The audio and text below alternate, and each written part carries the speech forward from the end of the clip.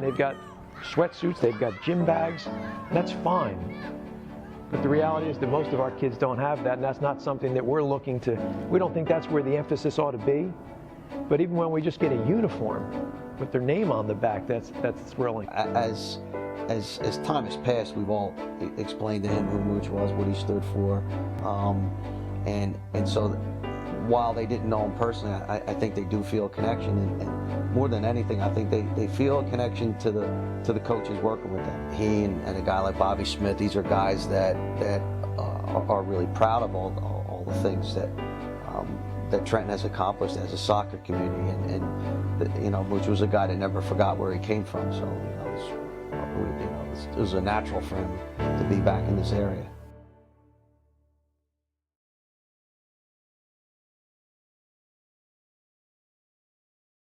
We started first with our recreation program with the base of players we had there. And what we realized was that we had a very good recreation program where the city didn't previously. But what we lacked was a program for some of the more talented kids. We just giving the kids something to keep them busy, keep them supervised, give them a little inspiration, give them a little discipline. Just add to their routine where normally they'd come home from school and maybe have just a full day to get in trouble on their hands. Now they had something to look forward to. The city, for a variety of reasons, was phasing out some of its programs, unfortunately. So even the recreation program that we had built up from maybe 15 to 20 kids to about 300 kids, for budgetary reasons and other reasons, the program was cut in the last few years. So our Mooch program has become one of the few really organized soccer alternatives in the city. And from there it sprung into more of from what started off as just Saturdays in the fall of 2006, just bringing the kids out to Mercer County College to play and receive a little training, is expanded into training activities all during the week. Well, Glenn and I met trying out for ODP, and he was about 14 at the time. I think I was about 16. We played for Manfred Schellscheid. He's one of America's best coaches, ended up coaching Seton Hall U.S. national team, took us to Germany, and he was big for his age. He was like a freshman, I was a junior. And the one thing I noticed about him, how strong he was, but he was very skilled. And he was hard to get the ball off of, but he had a wonderful personality and demeanor, and as tough as he was very sensitive too. With Mooch being very well known in the Trenton area, very prominent soccer personality, he had, as far as I understand, had always been beyond the ability of all the players of his generation. Went on from Trenton, local Trenton soccer, to Hartwick College up in Oneonta, and Herman Trophy winner, and continued into the professional game. And so just this huge personality, this huge reputation. That's what Mooch did.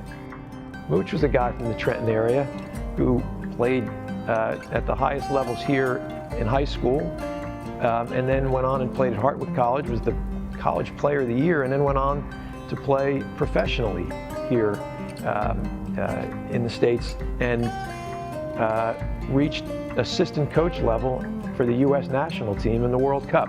Eventually he went on to the pros and ended up playing against Pele, marking him. Pele wasn't in his prime, but he could still play, and ended up captain of the Portland Timber. He was voted on the rivals team of the Cosmos. The Cosmos had their top 11 that they didn't like playing against, and he was one of them.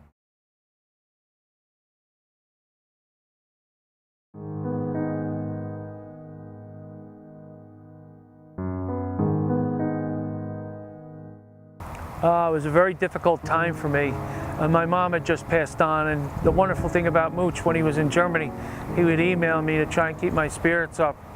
And I didn't react too well either to my mom's passing away, and I started to get sick. It was an acid reflux sort of thing. And in the middle of that, he passed on, and I was in total shock.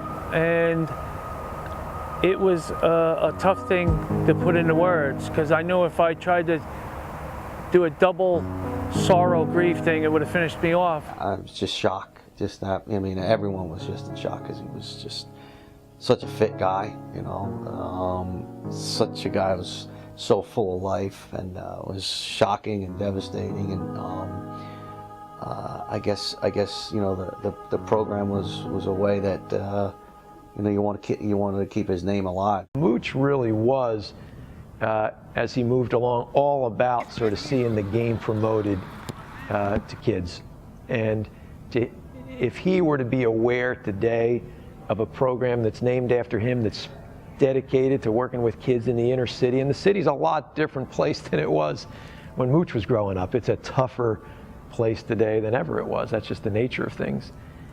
He would be thrilled.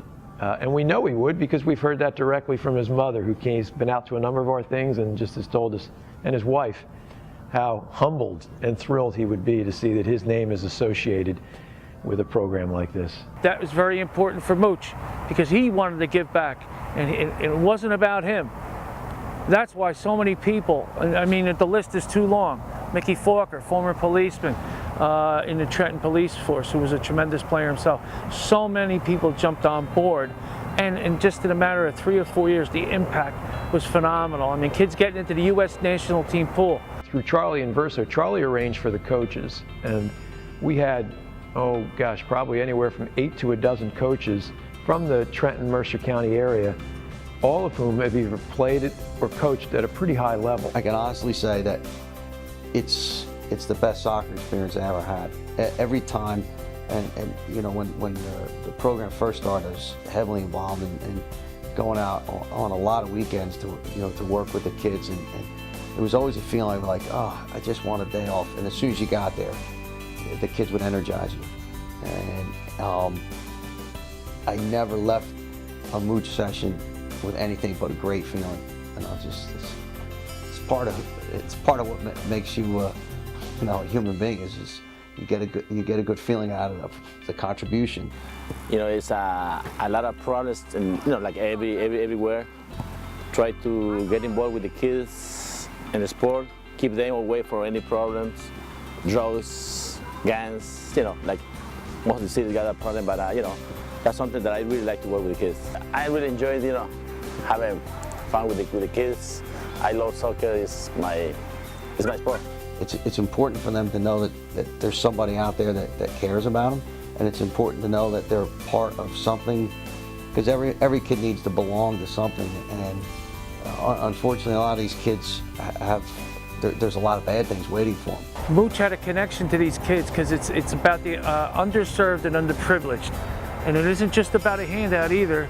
And these kids are struggling, and they're from all different walks of life, and we want to give them a shot to go somewhere through soccer.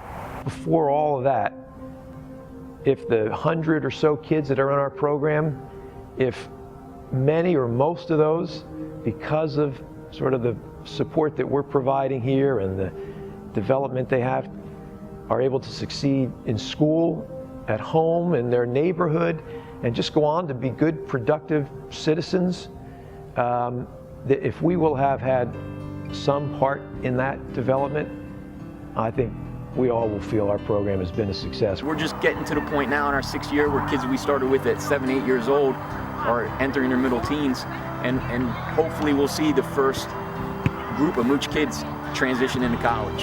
Who knows, one day we'll see a kid who came out of the Mooch program who's playing for a professional team, or maybe representing the U.S.